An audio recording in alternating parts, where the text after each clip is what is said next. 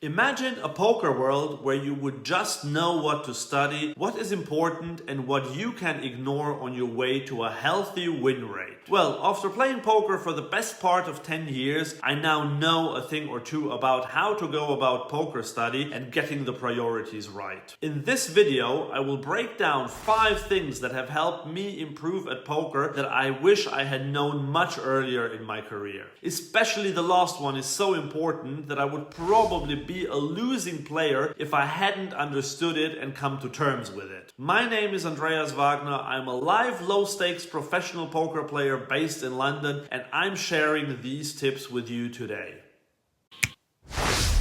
To illustrate my first point, I have gone to the kitchen. I would like to take you into the world of baking. I know this sounds weird, but hear me out. There's a reason why I'm mentioning this. Let's say you're taking part in a baking contest with 7 other contestants. You all get the same ingredients, the same baking instructions, you use the same cookie cutters. Who do you think will win the contest? Well, maybe someone will burn their cake. I think I would be the favorite for that if I took part in this competition. But other than that, all of you will most likely achieve exactly the same result. Now imagine the same scenario, but this time you get to use organic ingredients, you're allowed to use some natural color, and you have a more sophisticated cookie cutter like this one. So what does that have to do with poker? Well, you see, if everybody at the poker table has access to the same training material, does the same work in terms of studying, then everybody's results will be the same. But in poker, it's actually worse than in baking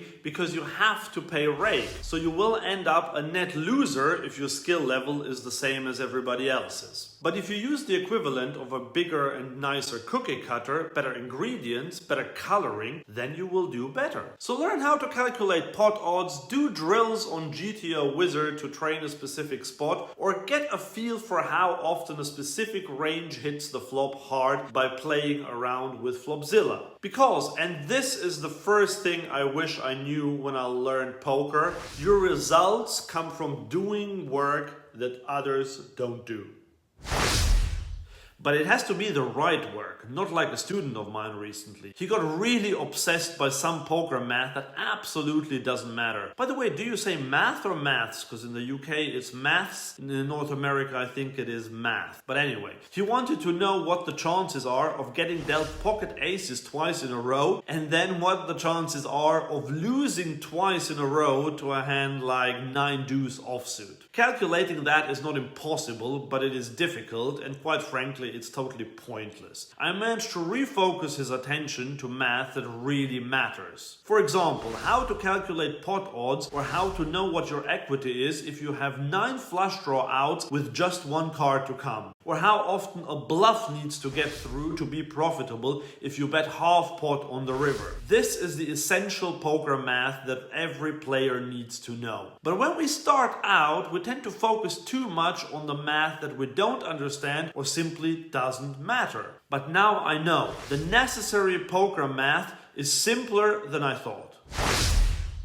The third thing I wish I had known much earlier is a really big one, and I still see even intermediate players fall for it. On Discord, a player shared a hand he had played in a live 1-3 game the day before. He had 3-bet after an early position raise, and the under the gun player called his 3-bet. The player explained that he didn't c-bet the flop because he said that if he were in Villain's shoes, he would have a very strong range because he would have called the 3-bet super tight because of the early position configuration. But Villain was a fish with a super wide range. He probably had hands like Ace-8 offsuit in that spot or Jack-8 suited. So many players make the mistake of thinking that everyone thinks exactly like them. I used to be like that. I used to fold to bets because I thought that nobody would bluff in a certain spot just because I would have been way too scared to do it. Except that every human thinks differently. If you're a nit, then maybe other nits have similar tendencies to you, but even that is not a guarantee. And if someone has a different playing style to yours, then it becomes very unlikely that they will think like you do.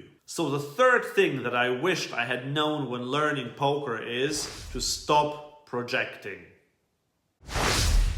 The next one is a big favorite of mine because there is so much misinformation out there about it and a lot of players don't know what to believe. And it has to do with exploiting players versus playing a game theory optimal strategy, or GTO. A friend who is a semi-pro recently told me about a cool exploit that he found. I was really interested in hearing what the exploit was, so he told me the hand he had played. He raised on the button with ace-3 suited and the big blind called. The board was Jack-7 deuce rainbow. My friend c-bet, which I think is pretty standard, and villain called, standard as well. The turn was an offsuit 5, giving my friend a gut shot, so he overbet and got called again. The river was a 3, giving my friend a very weak pair. He recognized that the weak pair would most likely not win at showdown, and so he decided to go all in to get the big blind off his likely one pair holding. He said this was the really cool exploit to go all in that spot because players tend to overfold to triple barrels, especially if it's an overbet all in. I agreed with his view on this, but out of curiosity I checked GTO Wizard to see what the solver says about such a line. And voila! The solver would do exactly the same thing.